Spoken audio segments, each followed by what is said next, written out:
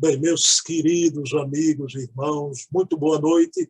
Estamos aqui em mais uma noite de entrevistas, sempre no nosso canal, aos sábados, às 20 horas, uma personalidade, um orador, um divulgador, um escritor.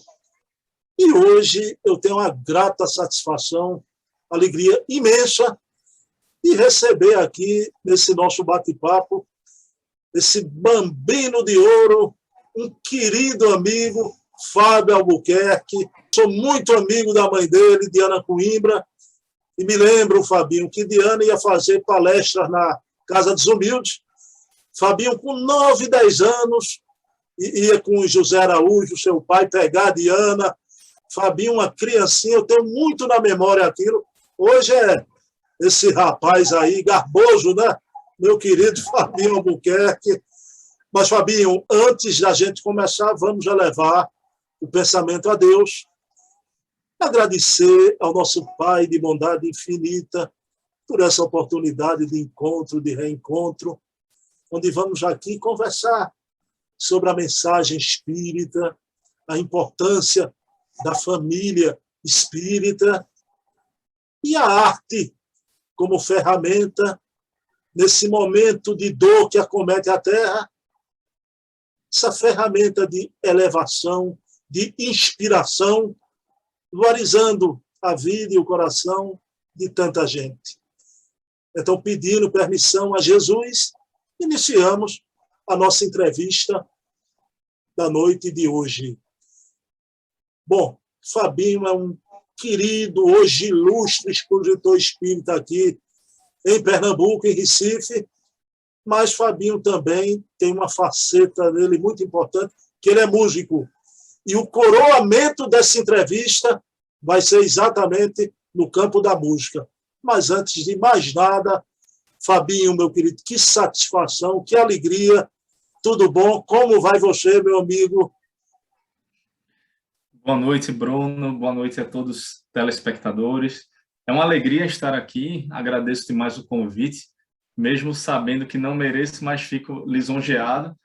E não poderia deixar de falar de Bruno, que eu tenho uma grande admiração, porque eu considero o Bruno um dos maiores divulgadores do Espiritismo. Em Pernambuco, eu tenho certeza, mas hoje um dos maiores do Brasil, que está sempre preocupado, antenado, entrou junto com a tecnologia nas redes sociais, com o blog do Bruno Tavares.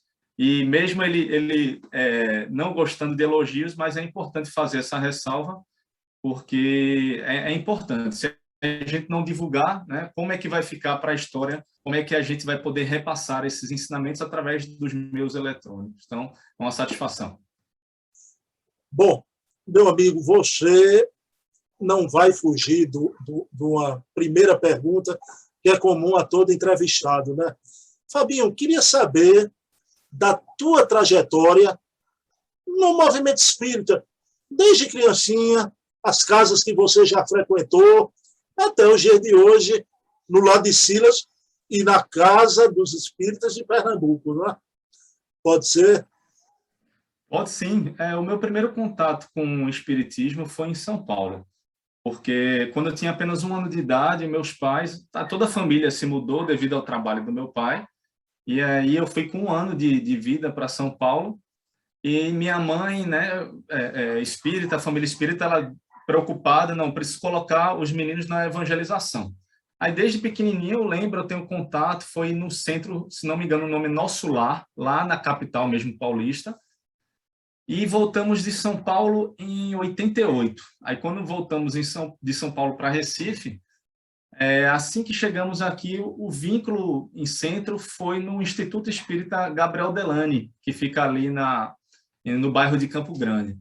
Aí eu fiz a infância, pré-juventude, tive professores como Dona Rosinha, Dona Arlinda, Zélia, José Edson, Yolanda Polimene, grandes professores, instrutores, pessoas maravilhosas. E aí, no que eu fui crescendo, a juventude, eu me vinculei à Federação Espírita de Pernambuco. Eu comecei na federação, acho que já era pré-juventude, com 12 anos. Meus irmãos eram muito engajados no movimento jovem espírita, e eu comecei lá a conhecer, entrei na pré-juventude, depois na juventude, e tem o DIS lá, o Departamento de Infância e Juventude. Aí foi quando eu comecei a frequentar o EJEP, o Encontro de Jovens Espíritas de Pernambuco. Sempre no período da Semana Santa e na Escola Técnica Federal de Pernambuco. Aí no EJEP era uma maravilha, até a gente dizia, parecia que estava no mundo espiritual ali, né? Porque você não via confusão, não ouvia um palavrão, era pessoal lavando o banheiro feliz, cantando, cozinhando. Então, foi um dos... Assim, foi quando eu realmente despertei. Que maravilha, né? E quando eu comecei a me interessar mais pelo espiritismo, foi por causa do EJEP. E aí eu participei lá umas 5 vezes e nas últimas já estava como monitor de quarto, né? Com uma responsabilidade maior, tomando conta ali da turma dos jovens, fazendo a prece final inicial. E após a federação, com a juventude, com a correria de faculdade, você vai se afastando um pouco assim de um centro, no caso era da federação. Aí eu me vinculei mais ao Lar de Silas e Casa dos Espíritas de Pernambuco, que é o que eu estou atualmente vinculado, né? Com essa pandemia se afastou, inclusive um forte abraço a todos que fazem aí o Lar de Silas e a Casa dos Espíritas de Pernambuco. Bom, meu amigão, você falou aí na tua trajetória, Fábio. Pessoal, Fábio faz parte aqui no Recife. A gente costuma dizer, Fábio, família tradicional do espiritismo, casa espírita tradicional, mas eu quero dizer para vocês que é uma família tradicionalíssima mesmo, né? Com grandes baluartes do espiritismo. Por exemplo, o trio de ferro, né? Então, Paulo Coimbra, Caetano Coimbra e Luiz Coimbra Filho foram fundadores aqui no Recife da Comissão Estadual de Espiritismo, presidiram a instituição ao longo dos anos. Ela hoje ainda está aí atuante, uma federativa pujante aqui em Pernambuco. Mas, Fabinho, você renasce na família Coimbra, embora o sobrenome do outro lado da família, né? Tua mãe, Diana Coimbra, Estevão Coimbra também, conhecido aqui no nosso movimento espírita. Meu amigo, qual o significado disso, Fabinho? Para a tua vida, ter nascido numa família espírita, não é? Será um espírito rebelde que precisou de disciplinas mais severas? Estou brincando, amigo. Qual é o sentido, o significado de você ter nascido nessa família tão linda? Bem, Bruno, só uma curiosidade do nome que você citou já aí, por ser o caçula, né? Aí meu irmão mais velho, Carlos Coimbra, minha irmã Cláudia Coimbra, aí quiseram homenagear a família do meu pai, já que não tinha nenhum Albuquerque, aí ficou Fábio José Araújo Albuquerque. Aí eu lembro quando pequeno, meus primos, todos Coimbras, quando crescer eu vou no cartório mudar meu nome para Fábio Coimbra. Eu dizia isso, aí cresci, né, deixei para lá, né, apenas um nome, não quer dizer, e adoro sim o meu nome, representar a família do meu pai aí de Pesqueira. Um forte abraço aí para a família Araújo Albuquerque, maravilhosa. E, Bruno, é o seguinte, é uma responsabilidade muito grande, né? Eu acho que o espírito nascer no lar espírita. A gente até já presenciou em algumas reuniões mediúnicas e até em livros, literaturas, a gente vê certos espíritos, eles pedem de joelhos que reencarnem numa família espírita, né? Para poder ter essa lucidez, com o véu do esquecimento, com a lucidez do conhecimento espírita, relembrar das suas responsabilidades, relembrar da verdadeira vida espiritual, não se apegar tanto à matéria. E por isso eu agradeço demais aí, primeiramente, aos meus pais pela educação, Diana Coimbra e José Araújo. Minha mãe, pulso firme, uma disciplinadora, ela pequenininha levava para evangelização, tinha evangelho no lar, e eu agradeço demais, com punhos firmes, né, com a disciplina, na hora de colocar de castigo, de reclamar, nunca foi de dar manha, né? Então sempre foi uma educação muito disciplinada, e eu agradeço a isso, eu reconheço isso hoje, até porque eu tive meus momentos de rebeldia, de criança teimosa, como qualquer ser humano, né? E com o tempo você vai amadurecendo e vai vendo que o principal fica é o exemplo de casa, da família, dos pais. Isso eu agradeço demais. E a família Coimbra, como você bem disse, é praticamente uma das precursoras aqui em Pernambuco, né? Você falou da Comissão Estadual de Espiritismo, mas a gente pode voltar no tempo, no início ali de 1900, não tem uma data ali, 1914, ali no início do século XX, a gente vê a fundação da Casa dos Espíritas de Pernambuco, né? Com Djalma Farias, com o meu bisavô, que é Luiz Coimbra, que era só Luiz Coimbra, né? Luiz Coimbra, e seu irmão, né, Batista Cordeiro Campos, que é o famoso Batista, que é desencarnado e passou muito tempo presidindo lá. Então, a Casa dos Espíritas realmente é um grande marco aqui em Pernambuco. E aí, depois veio a Comissão Estadual do Espiritismo.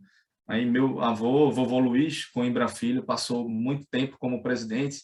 E como você falou do trio, né, tanto tio Coimbrinha, que é o Caetano Coimbra, conhecido carinhosamente por Coimbrinha, Paulo Coimbra, e é uma responsabilidade muito grande quando você vê uma família bem estruturada, uma família direcionada no lado correto, sem ramificações, né, sem rituais, dogmas, o espiritismo puro, o kardeciano mesmo, raiz. E a gente vê também tios como tio Estevão Coimbra, e um grande orador, só são referências que nos dão mais responsabilidade, né? Que a gente precisa realmente seguir esses exemplos e correr atrás, porque não é fácil. Ô, Fabinho, você falando na Casa dos Espíritas de Pernambuco, nessa encarnação foi a última vez que a gente se viu presencialmente, né? Eu fui com minha esposa, Ceiça, você estava com tua esposa lá, naquela noite do lançamento do livro de Caetano, né? Então, estava ali, parecia que foi uma despedida antes de entrar na pandemia, né, Fabinho? Né? Todo mundo se encontrou ali, o nosso querido, quero trazer ele a lembrança aqui, Fabinho, que quando eu paro, eu sou espírita, tenho certeza da imortalidade, mas eu me emociono, se eu deixar, vem as lágrimas, a lembrança do querido Pierre Andrade, que desencarnou acometido pela Covid. Ele queria um bem imenso a você também, né, Fabinho? Tem sonhado com Pierre em algum momento? Olha, tive alguns flashes, mas assim, não lembro de fato. Mas Pierre é um integrante da família. Interessante que ele teve um relacionamento com uma das primas Coimbras, e mesmo após a separação, ele continuou como um primo. Inclusive, a gente tem um grupo no WhatsApp, que é a da família Coimbra, que ele está até lá hoje. Se você entrar, está lá o perfil dele do WhatsApp, né? Pierre é aquela... a família verdadeira, espiritual. E a gente sempre fazia também o Natal dos Coimbras, organizado por Patrícia, que hoje é uma das que está de frente aí da Casa dos Espíritas, Patrícia Coimbra, filha de Nelson Mergulhão. Um abraço também para todos da família Mergulhão. E ela começou a organizar o Natal dos Coimbras. O Natal dos Coimbras, a gente marcava uma data antes do Natal para reunir uma família maior.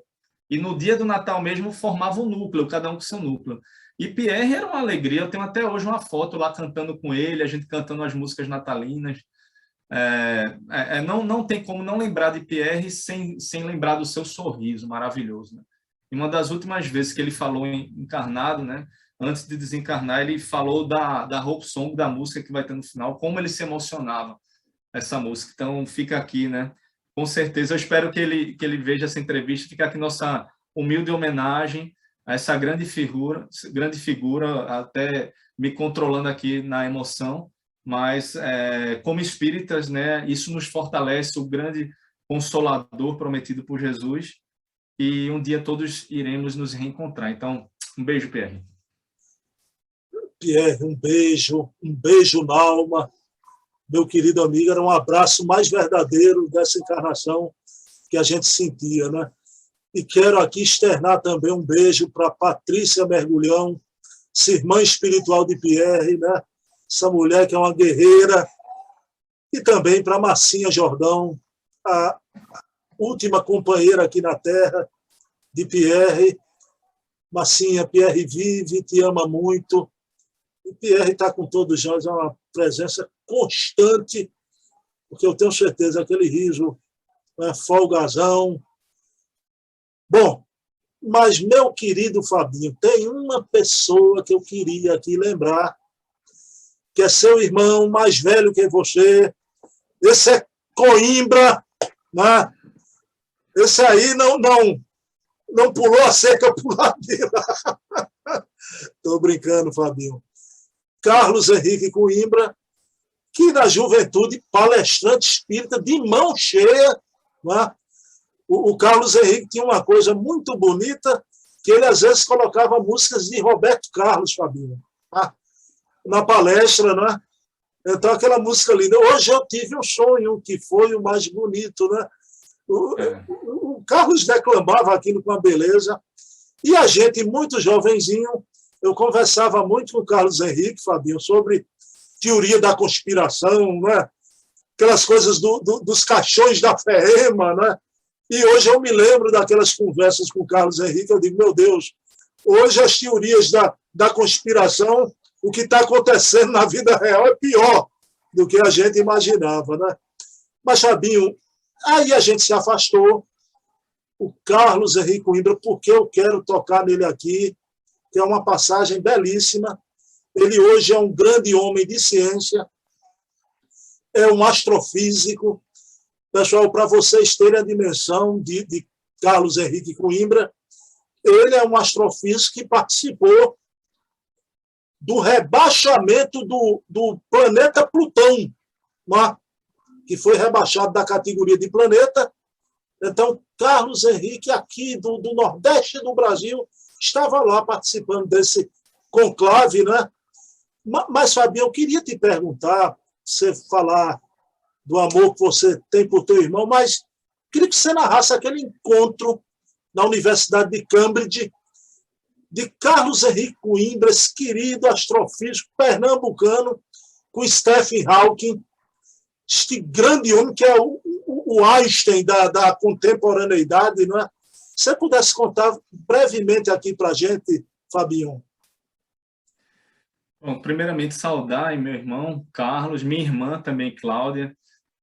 Gostaria de falar também de Cláudia, porque hoje uma senhora, né, por ser casada com Flávio, mas de grande responsabilidade, muito vinculada ao espiritismo e de muita responsabilidade com os filhos, né? Tudo que a gente recebeu com nossos pais, ela tem essa disciplina com os meninos.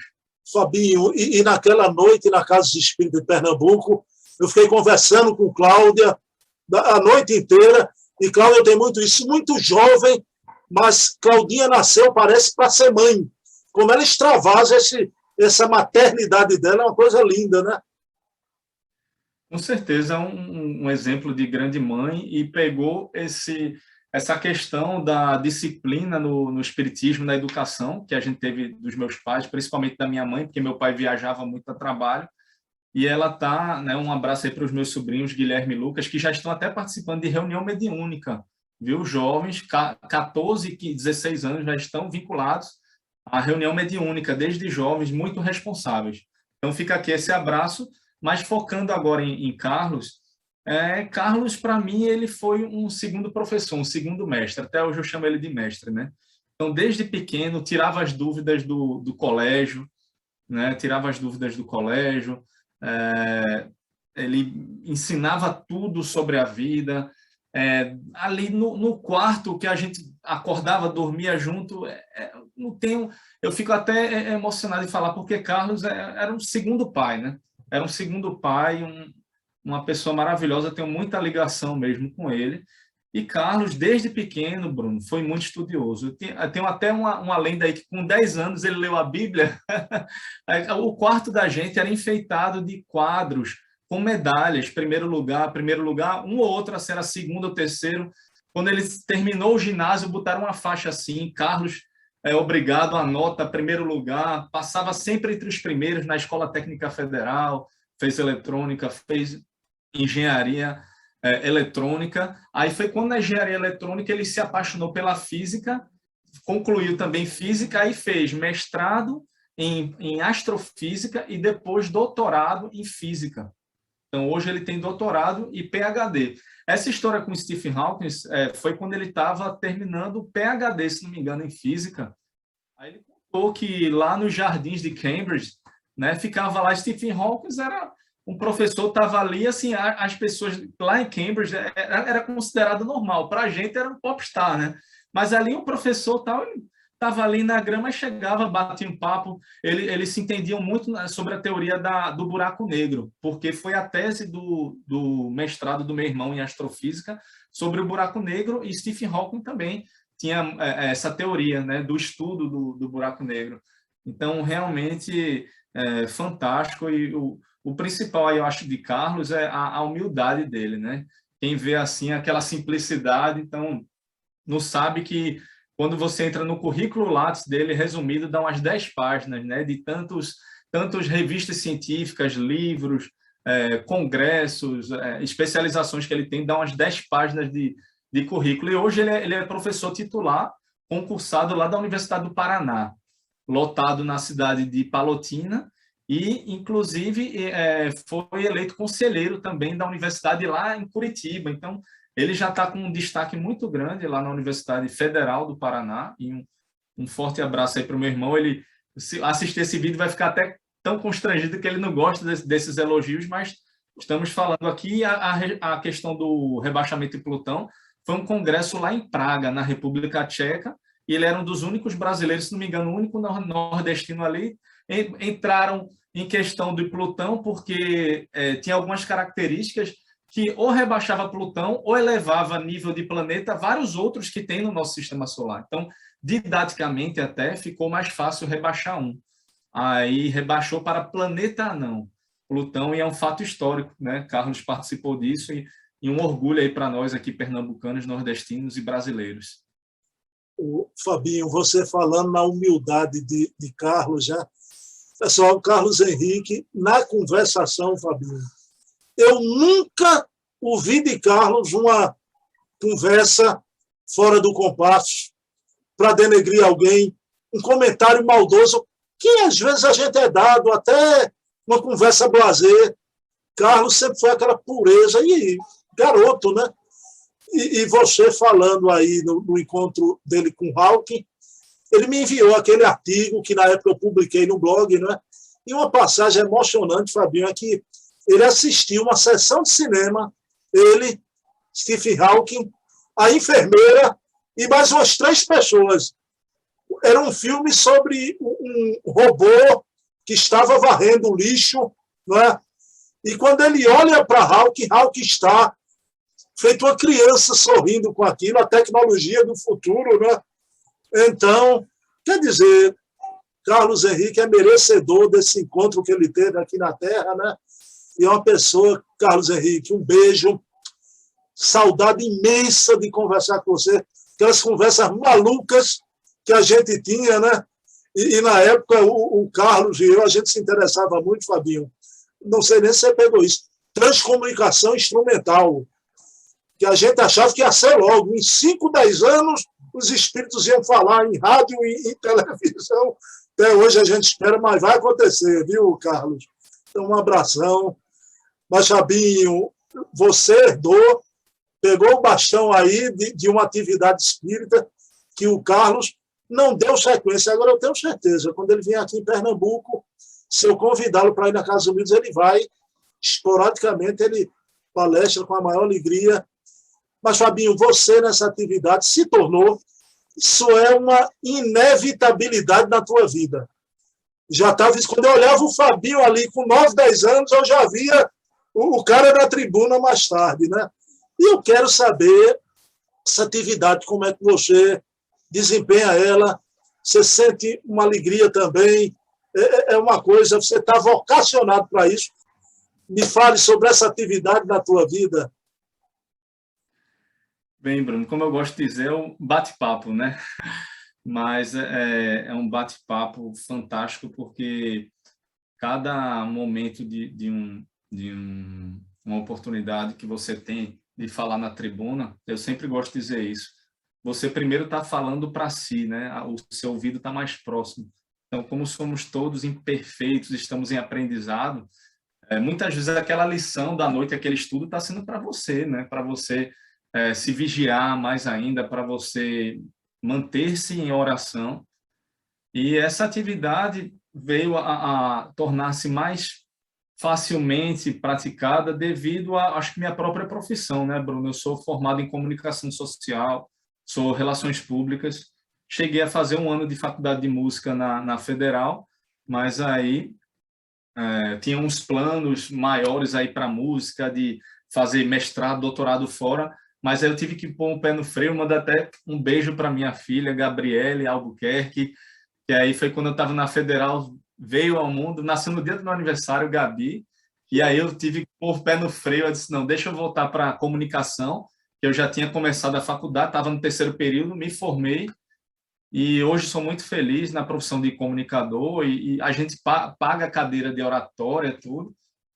Isso vem com espontaneidade, naturalidade, também o contato com a música, isso facilita aquele contato com o público. Então, como você mesmo disse, eu realmente me entrego em muitas palestras, bate-papos, eu me emociono mesmo, porque a gente vivencia aquilo e procura... O meu objetivo, Bruno, é sempre passar da forma mais simples.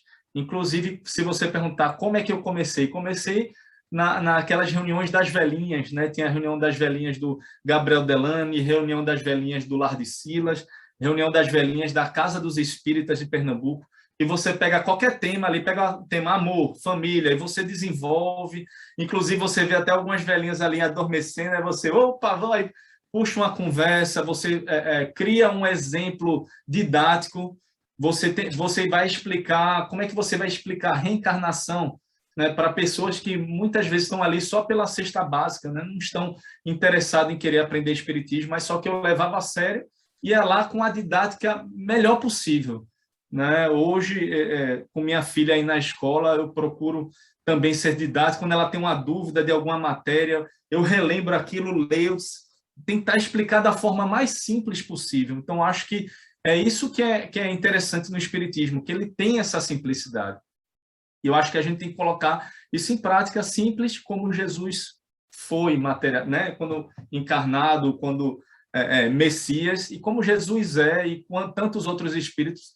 Eu acho que temos que seguir esse exemplo de simplicidade. E é o que eu procuro, Bruno, como você mesmo já falou, pegar um assunto que muitas vezes as pessoas têm dificuldade de entender, né? Como, por exemplo, temas como metempsicose, temas voltados aí perispírito, explicar essa ligação corpo, perispírito, espírito, a alma, o que é espírito, o que é alma, Deus, tem tema mais complexo que é Deus. E eu lembro que quando eu comecei a falar, eu escolhi, não, vou escolher o tema Deus. E ficava focado no tema Deus, né? Na primeira pergunta aí do Livro dos Espíritos, que é Deus, inteligência suprema, causa primária de todas as coisas. E você desenvolver isso, e quantas pessoas hoje no mundo não acreditam em Deus? Aí você vincular a imagem de Deus com as leis universais, com a lei da reencarnação, né? Porque se Deus é pai amoroso e bom, porque ele deixa um nascer rico e outro pobre, aí você vai ter que aprofundar, como eu disse, abra sua mente, né? Que essa não é a única vida, existem vidas passadas e por aí vai. Então, a história é ser o mais didático possível e cada bate-papo é um aprendizado. Fabinho, você tem uma coisa que eu acho muito importante, aliás, vem de família, né? A pá da simplicidade, em primeiro lugar, mas você sempre, nas suas palestras, você desfia, você traz Emmanuel, André Luiz, Humberto de Campos, Joana. O Fabinho faz questão de trazer ali a literatura espírita, não é? Então, de fazer aquela combinação, e com teu jeito simples. Admiro muito em você, porque você é um homão aí, altão, grandão, e não tem medo de se emocionar quando palestra, né? Então, o que eu estou dizendo aqui é verdade. O Fabinho vai às lágrimas, né? Ele é tocado naquele momento. É uma catarsezinha ali, Fabinho, que você sente naquele momento. Muitas vezes eu acho que é da inspiração. Isso acontece mais para o final mesmo. Eu tento, às vezes, termino o bate-papo ali em forma de oração, fecho os olhos. A última que eu realizei foi até online da Casa dos Espíritas, e no final mesmo estava muito emocionada. Eu não consegui segurar as lágrimas. E muitas vezes eu consigo até segurar as lágrimas, estou emocionado, mas sem aparentar o líquido, né, as lágrimas, mas por dentro totalmente emocionado, né? Eu acho que isso é essencial na oratória, até como o próprio Cícero Romano falava, né? E ele se emocionava, a emoção era olhar o outro, e naquela oratória, eu acho que oratória tem tudo a ver, é um sinônimo de emoção. Você precisa estar emocionado para emocionar o público também, né? Bom, eu vou fazer um desafio aqui, viu? Qualquer dia, quando você for na Casa Humilde, uma única vez na vida, e nunca mais, você vai contar aquela história do passarinho com as asinhas apagando o incêndio, uma única vez e nada mais, de homenagem ao querido Estevão Coimbra, meu preceptor, né, que ele encerra sempre. Ok? Mas, Fabinho, a gente está se encaminhando para um momento muito importante dessa entrevista, mas vamos fazer uma transição. Fabinho, a gente está nessa época da pandemia, não é? As nossas casas estão fechadas e reabrindo aos poucos, né? Você sabe, a nossa Casa Humilde, por ser um lar de vovozinha, vai ser uma das últimas a reabrir, não é? Mas como é que você está vendo esse momento da pandemia, o movimento espírita, e você tem participado também nessas lives, já?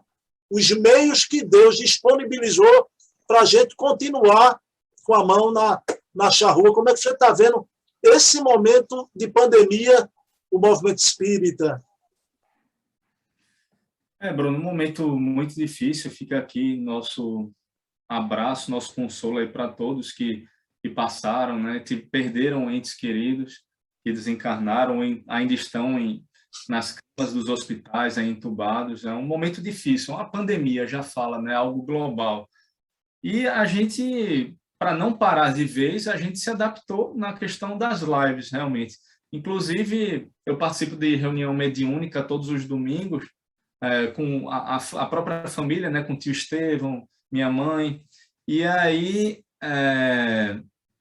já estava um bom tempo, acho que uns 6 meses, parado de vez, né? Pandemia parada de vez. E aí eu sugeri, olha, vamos nos reunir, fazer uma live. Aí eu criei um grupo no WhatsApp, vamos fazer essa live, e aí deu certo. Então, graças a Deus deu certo. A gente não é da mesma forma presencial, ali com o grupo reunido, com psicografia, com psicofonia, mas aí pelo menos fica uma reunião de estudo. E as lives, elas vieram para não cessar. É uma forma de nos reaproximar, como diz, é o novo normal, né? Mas, se Deus quiser, em breve estaremos todos juntos fisicamente, dando abraço, né? Todos vacinados. Ô Bruno, algo me diz assim que essa live pode ser até um movimento precursor para, quem sabe, há alguns anos, uma transcomunicação. Já pensou? Eu fico pensando muito nisso. Já pensou numa reunião mediúnica, tem um computadorzinho ali do lado, né, ligado num software, em determinado momento aparece um espírito dando uma mensagem. Por que não? Né? Não é impossível isso, né? Como você falou, meu irmão sempre gostou muito de estudar isso, junto com o Eduardo Barros, né, o nobre Eduardo Barros, estudavam muito a questão de transcomunicação. Eu cheguei também a já ser curioso dessa esfera, pretendo um dia voltar a estudar mais essa área, e eu fico pensando nisso. Eu acho que pode ser um portal, um pontapé inicial nessas lives. Já pensou aqui numa live aparecer uma imagem, vir uma frase? Por que não? A gente estuda que nada é impossível para Deus, né? Mas esse momento de pandemia fez com que a tecnologia salvasse esses reencontros. Então, acho que o movimento espírita conseguiu se superar, inclusive com as diversas lives fantásticas de Divaldo, que você segue lá no Instagram, Mansão do Caminho, lives com 2.000 pessoas assistindo online. Olha que maravilha! Ele, no centro espírita, ele não poderia colocar 2.000, mas só que na live ele consegue fazer, né? Então, é fantástico. Eu acho que a gente conseguiu, no movimento espírita, superar, sim, com as lives. Fabinho, eu conversando com o Silvério Pessoa, grande músico aqui de Pernambuco, Silvério, sem titubear, né, disse: Bruno, isso é um caminho sem volta. É um caminho sem volta. E o Jaime Ribeiro, escritor de Empatia, também disse que a Casa Espírita agora, para sempre, vai ser híbrida. Existe a Casa Espírita física e a casa espírita virtual, né? E aí isso leva ao que você coloca, as possibilidades do futuro, que a espiritualidade vai utilizar tudo isso, né?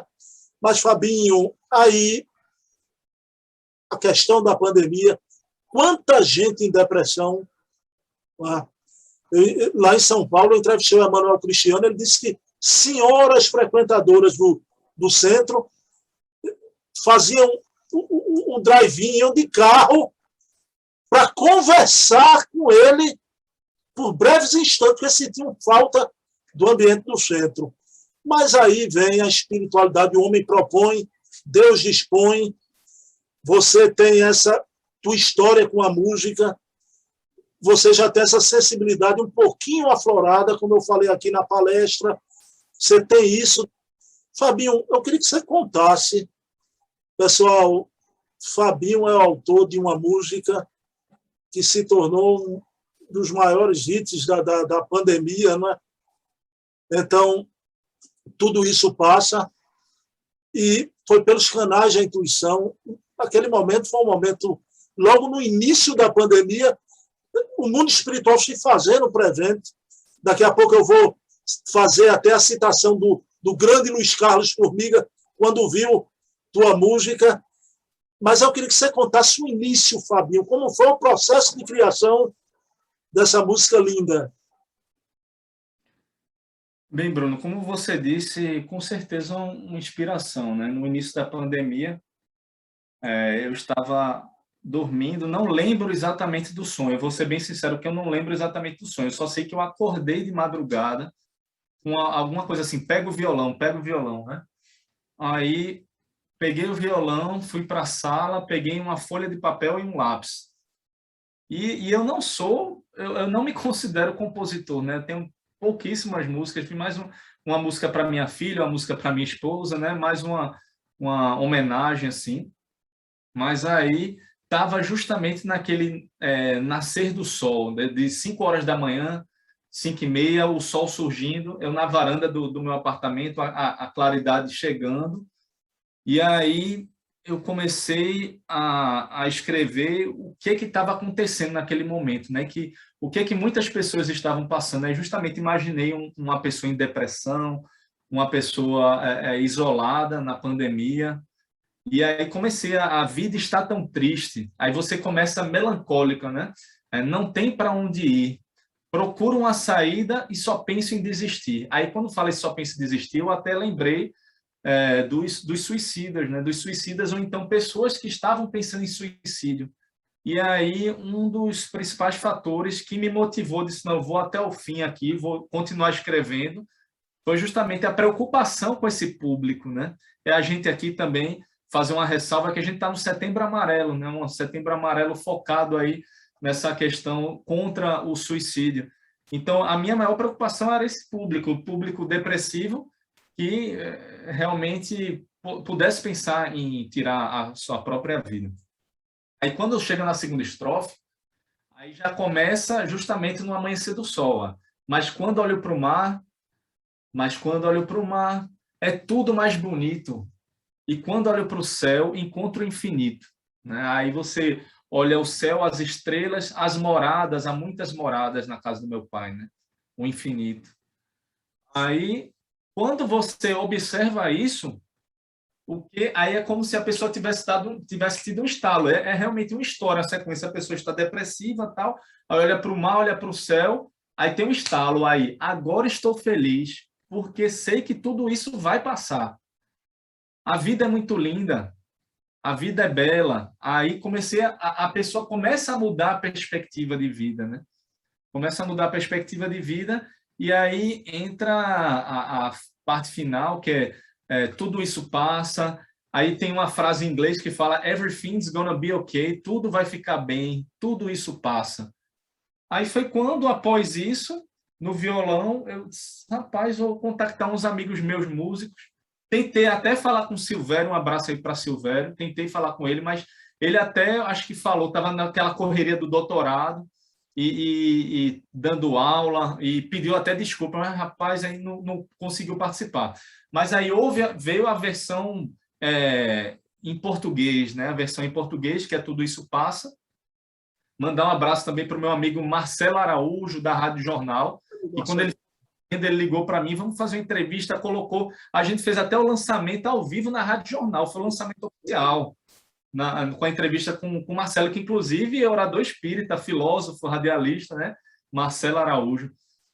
Então, Bruno, foi assim, aí contactando um músico, um amigo meu, aí chamei um amigo meu que é editor de vídeo, muito bom, aí pegou as imagens, cada um na sua casa, tudo amador, nem, não tinha nada de estúdio, era tudo amador, no quarto mesmo, com fone de ouvido, pegou ali, gravou um violão, outro uma batida, bateria, voz, contrabaixo, aí juntou, acho que tinha uns 23 músicos, se não me engano, 23 músicos, aí gravou Tudo Isso Passa.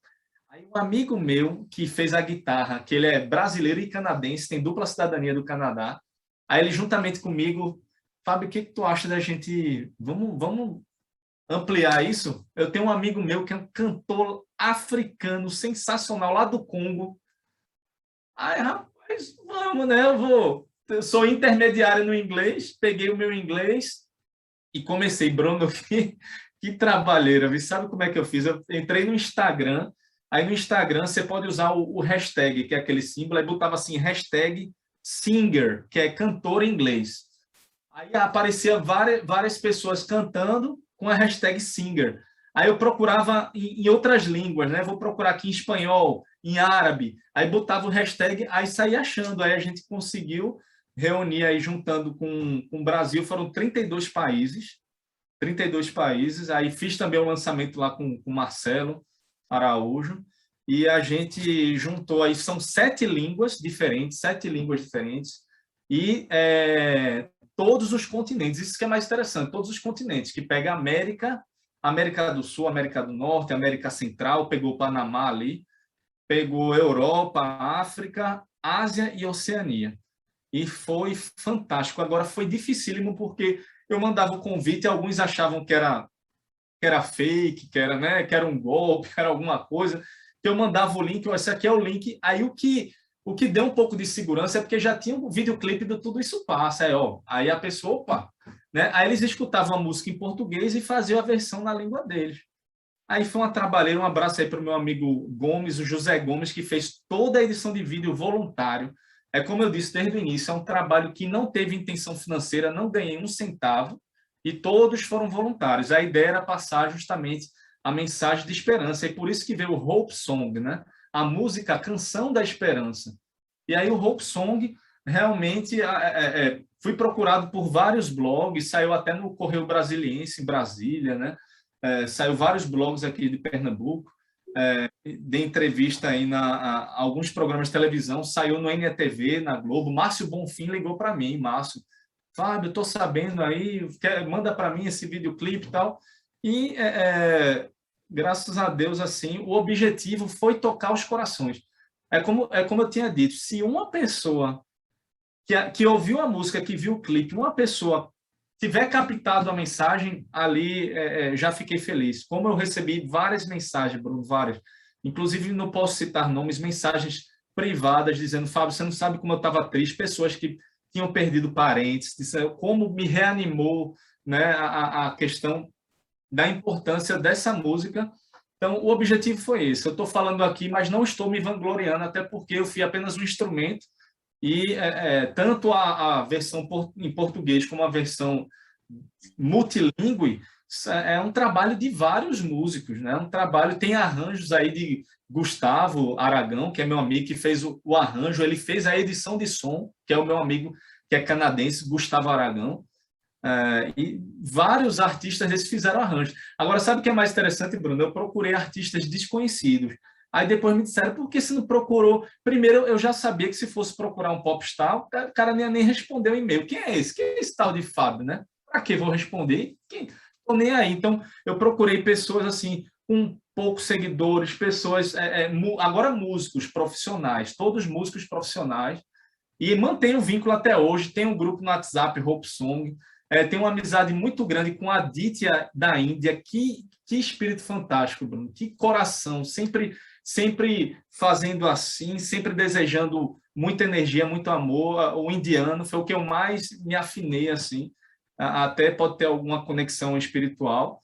E até hoje mantenho contato, diversas vezes falo com Maria Zakharina, lá da Rússia, Aditya da Índia, Carlos Praia, da Angola, que fala português também. Fantástico, isso aí eu vou dizer que vai ser para o resto da vida. Pronto, Fabinho, eu vou te pedir permissão para, assim que acabar essa entrevista, coladinho, a gente sair daqui do vídeo e já passar o vídeo internacional de Tudo Isso Passa com esses cantores. Pessoal, é um momento grandioso. Aponto, Fabinho, que o grande Luiz Carlos Formiga, orador, escritor, divulgador, quando ele viu o teu vídeo que eu coloquei no blog na época, ele disse: Bruno, olhe, foi a mais pura manifestação de arte dessa pandemia que eu vi. Como esse rapaz foi usado pelas entidades de luz, né? E eu estou aqui, eu não sabia, você até dizendo esse manuseio do Instagram, na hashtag, não sei, eu estou percebendo que as línguas de fogo, né? A teia toda sendo tecida, né, Fabinho? É uma coisa emocionante. Ô, meu amigo, então, pessoal, não saiam. Quando eu me despedir aqui de Fabinho, vocês vão ver um show, mas na mesma elevação, e aí eu vou pedir, vou abusar de Fabinho agora, vou explorar, não é? Fabinho, eu sempre peço ao entrevistado que termine a nossa entrevista com uma prece, mas com você eu vou pedir mais, né? Que tua música é uma oração em forma de música, Fabinho, né? Se você pudesse cantar aqui, Tudo Isso Passa para a gente nesse momento. Antes de mais nada, olha, foi uma honra, uma alegria, uma satisfação, viu? Um abração, uma saudade grande. Espero a gente se rever depois que isso tudo passar, não é? Tudo isso passa. Com vocês, Fabinho, Tudo Isso Passa. Bruno, mais uma vez, obrigado pelo convite. Fico lisonjeado, mesmo por não merecer, mas estou aqui me esforçando para cada dia a gente se tornar um ser melhor, né? Que o futuro possamos sempre seguir os passos de Jesus, o guia e o mestre, caminho, a verdade e a vida. Então, fica um abraço para você, Bruno, todos que fazem Casa dos Humildes, um abraço também da Casa dos Espíritas de Pernambuco, o Lar de Silas, para todos que estão assistindo.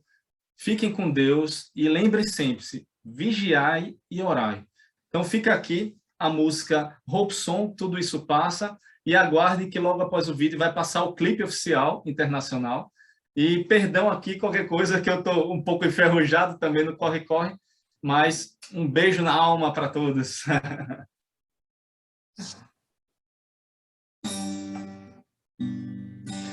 vida está tão triste, não tem para onde ir, procuro uma saída, só penso em desistir. Mas quando olho pro mar, é tudo mais bonito. E quando olho pro céu, encontro o infinito.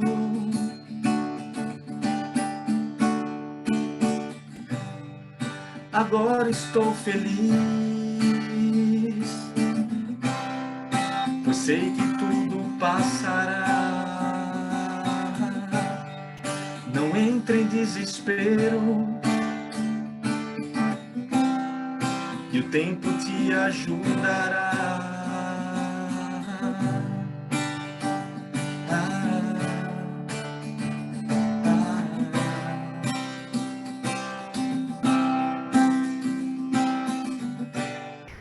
A vida é muito linda, já sei pra onde ir. Achei uma alternativa, o amor devo seguir.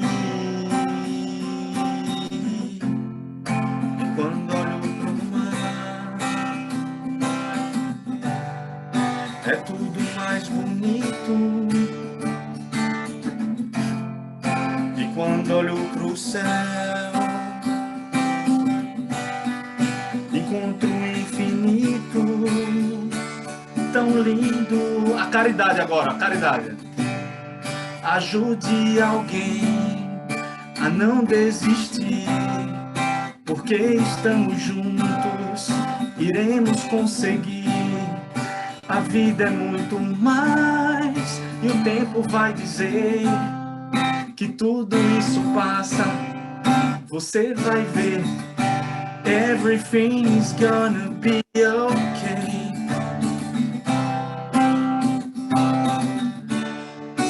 Tudo passa, everything's gonna be okay.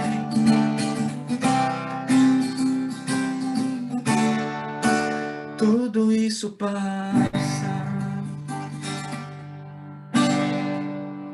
Amigão, namastê. Pessoal, vamos ver agora esse momento de luz. Fabinho para o mundo com seus amigos, os 5 continentes. Um beijo, Fabinho. Obrigadão. Two great wars almost destroyed our planet.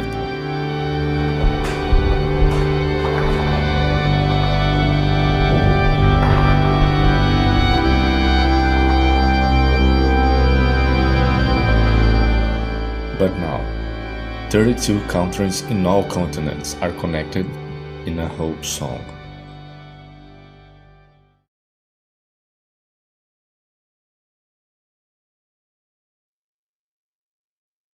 A vida está tão triste. There's nowhere to go. Buscando una salida. Solo pienso en desistir.